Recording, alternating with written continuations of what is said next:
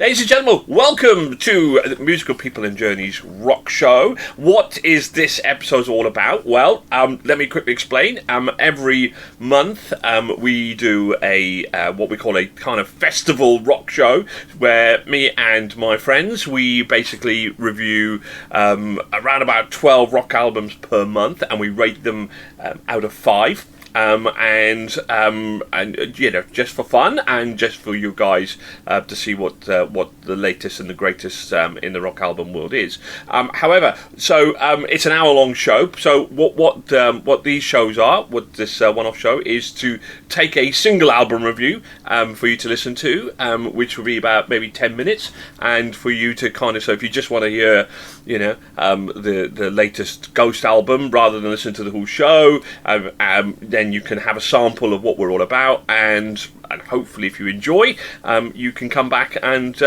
watch the whole show from start to beginning with all the albums kind of reviewed as well. So I hope you enjoy it. Please like and subscribe our show, and to spread the message about what we do. Anyway, I hope you enjoy this single album review and the actual show itself. So the first act coming on stage, to the roar and applause, is Lazarus Dream, and they're Lifeline.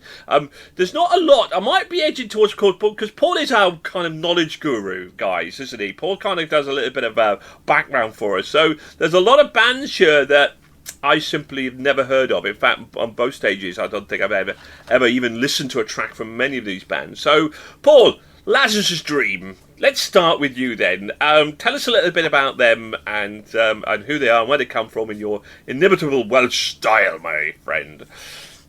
Okay, they're a German melodic hard rock band that walked the tightrope with their second album, Lifeline. And if you've seen the album cover, you'll get the pun.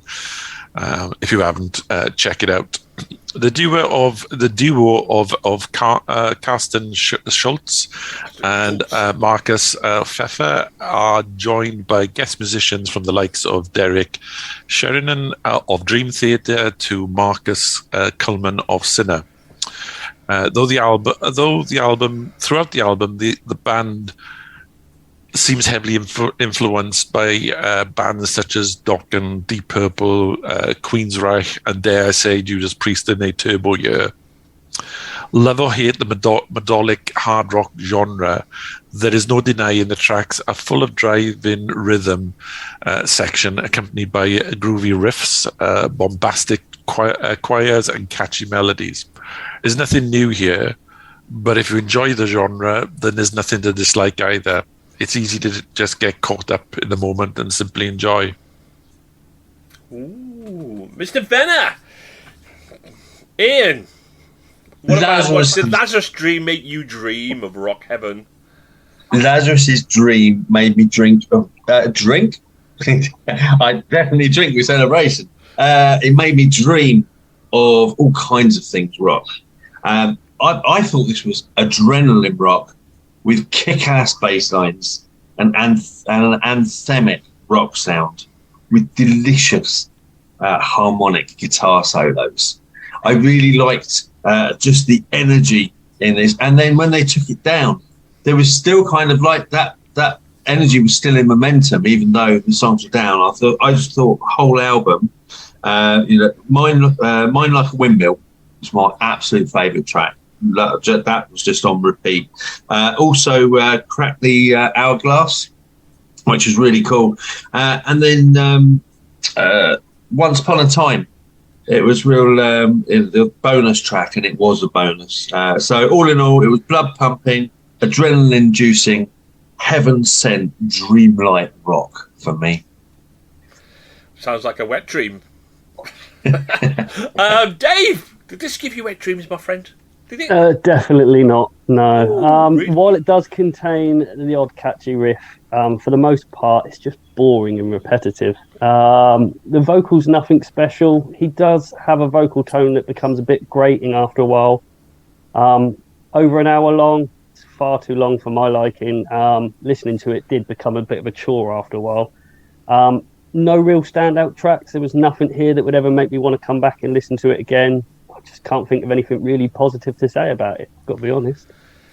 Oh, Chris D. Mate, that was harsh, but funny. For me, this album was rock chicken soup, mate. There was no flavour to it. Sometimes it's necessary if you're not feeling very well, but mate, it was awful. Strangely, it just made me think that they're just a smart price Guns N' Roses, because, you know, it was just, they didn't do anything original. It wasn't even very good. The album was too long. With that being said, I did think that Overdose of Paradise was a genuine banger, which I might have to whack in a playlist somewhere. Interesting. Well, am I going to be going with the Chris D, Dave G, or not? Absolutely not. I agree with Ian. I think this was it's a cracker of an album. I actually loved the opening, the Dead End Symphony, and I really enjoyed some of the other tracks. Did I love it? No. Did I really like it? I really liked it. It certainly, I certainly wouldn't put it up there with some of the albums that we've kind of reviewed, but I think this was a cracker of an album, and it might be an hour, but it didn't feel like it. I thought there's some really good riffs in there, really good singing. I actually really kind of enjoyed this album. I thought it was a little cracker, to be perfectly honest with you. Not outstanding album, don't get me wrong, but I thought it was pretty darn solid, and I really, really did enjoy it. So, so a little bit of kind of split on this one then, by the sound of it. Let's find out where we're at then. So, Paul, give us your hell yeah, hell no rating. It was hell mad-ish. I give it 3. Ian. This is right up my canon. Gold star! 5 out of 5. 5 out of 5! Whoa! Wow, we start the show in with a 5. Dave G. 1 out of 5. 1. Wow. You need some help. You need some stay tuned. It therapy. gets more interesting than that. Chris D. 1.5 out of 5. 1.5. You find you. Right. Well, I wouldn't give it a 5, but I'd certainly give it a 4. So my rating's kind of a 4 on that one. So we're looking at 9, 12, 13, 14 and a half. It's not going to get into our all-time top 20, but that's solid enough. It's above average. So on that score, so I think 1.5 is a bit harsh, but there we go. But we're all different. Well, if 1.5 is a bit harsh, 1 is even harsher. Well, as I said, 1 or 1. I said 1.5. So but anyway, that was anyway. Wow.